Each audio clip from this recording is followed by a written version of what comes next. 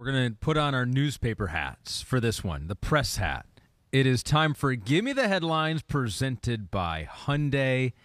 So this is where we make Chris be you're like the main editor, managing editor of a newspaper. Yeah, right. And you've got to come up with a headline, but you have someone in your back pocket who just gives you the headline, and his name is Pete. That's what happens when you show up late to your own podcast, right? So we got Browns defeating the Panthers.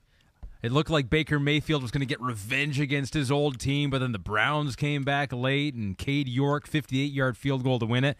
What's your headline? The Brissett, the Baker, the long field goal maker.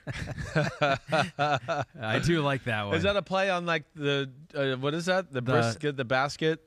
The butcher, the baker, the candlestick maker. The candlestick maker. Yes. That's what it is. Okay. That's great. You can tell that Pete has young kids. Yeah, right. Still in that apparently, yes, that that's realm.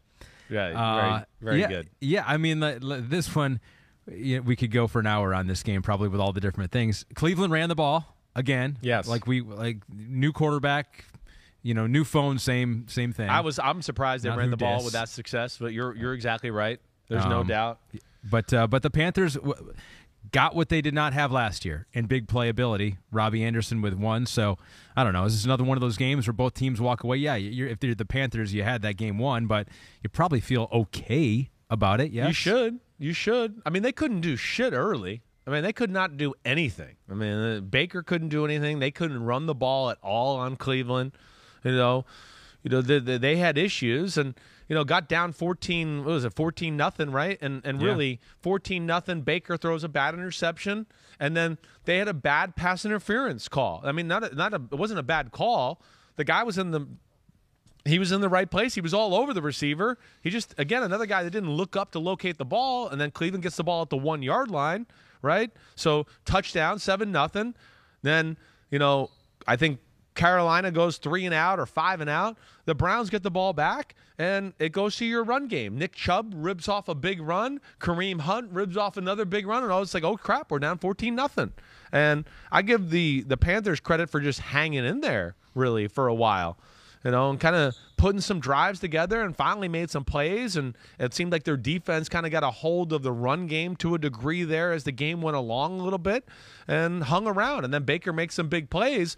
The thing I want to go watch in this more than anything is just like the end of the game. I want to watch the roughing the passer, and I want to watch the spike.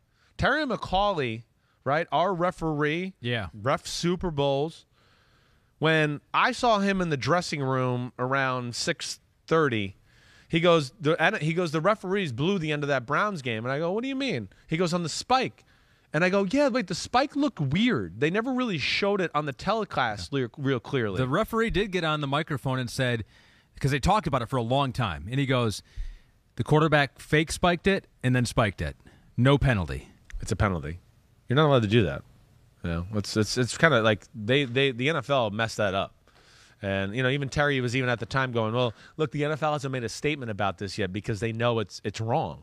The referees in the field, they bungled this little situation. When you spike the ball, you got to get the snap, and it's got to be one motion, throw it to the ground.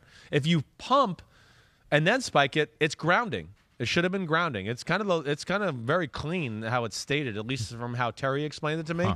And then the roughing the passer call, I think that's another one where I'd like to go back and look at it. And I kind of saw it in real time. I haven't seen enough replays of it yet. They called the old forcible blow to the head call on Jacoby Brissett, and that gave them the ball at the 40-yard line. That was a big play to kind of get their drive started. So those are things I definitely would like to go back and just get a little closer look. But it seems like there's a little controversy at the end of that football maybe that's game. one of our deep dive games on Wednesday. Graham Bailey says, Cade York, that is why you take a kicker in round 4. Does Chris think this could become a trend? By the way, that 58-yard field goal could have been good from another – it's halfway up the 20. net, right? No doubt. I was like, that was almost a 60-yard field goal? He crushed that. And I think it is going to be a trend because I think what you're seeing is these guys are weapons. I mean, they're real weapons. Middle of the round, middle of the draft. If they're that, they've got to be head and shoulders above everyone no doubt. else. They got to be a guy that you go, we've seen 50-yard field goals throughout his college career, and it's down the middle all the time. But yeah, when it gets to whoa, we think we got a Justin Tucker or a Chris Boswell or a Robbie Gold or that type of guy, I got no problem with a 4th-round pick. And they're going to win you a lot of games that way. Just like we talked about, it's the way the NFL is set up and the end of the games of the quarterbacks. I mean, the 2-minute drive, damn, you just get to the other team's 40-yard line and you're like kind of guaranteed to win the game if you're down, down by less than 3. It's an unbelievable, thing to have at your disposal for a football team. But, good victory for the Browns. Myles Garrett was a beast.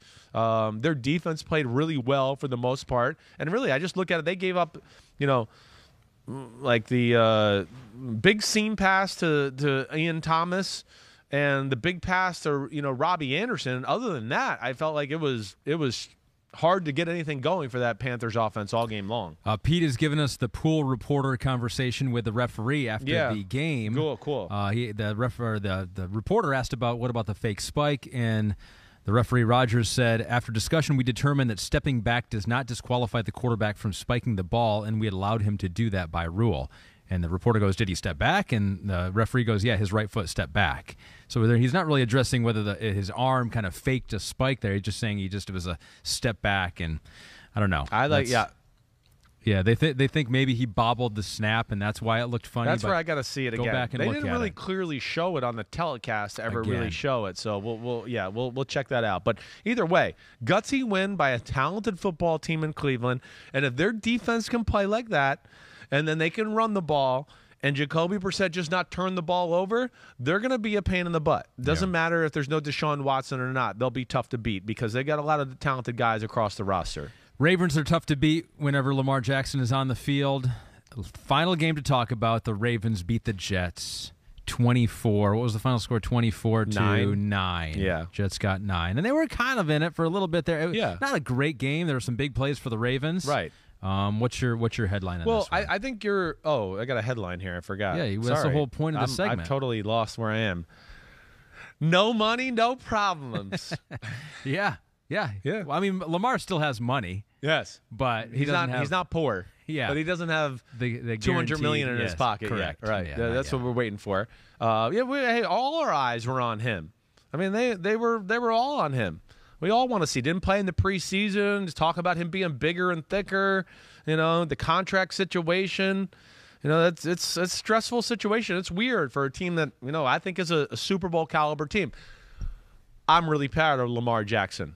I know it wasn't like efficient and Mahomes or Josh Allen and 300 yards and 5 touchdowns and all that, but this is where I liked it.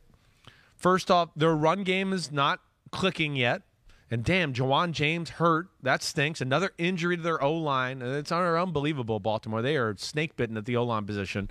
Can't run the ball. Jets playing pretty good defense. And I'm not comparing them, but like Jameis Winston, let's just hang in here. This is where I look at like Cincinnati and go, what the were you thinking? Like, just play ugly for a little while. Get a feel for the game. Okay, we're up by 3-0 in the second quarter. Who gives a shit? You're better. The longer we play, the better team will rise to the top. And I feel like that's what happened in that football game. He wasn't going to take any chances. He really didn't make any bad decisions the whole game other than the interception, I think, early in the fourth quarter. But, when the opportunities presented themselves for a play, he made them. I mean, his 3 big throws and really a big pass interference that set up the first touchdown pass to Duvernay, those were the difference in the football game. He had a good feel for, our defense is – coaches told me they're going to dominate the Jets, and it's Joe Flacco and all of that.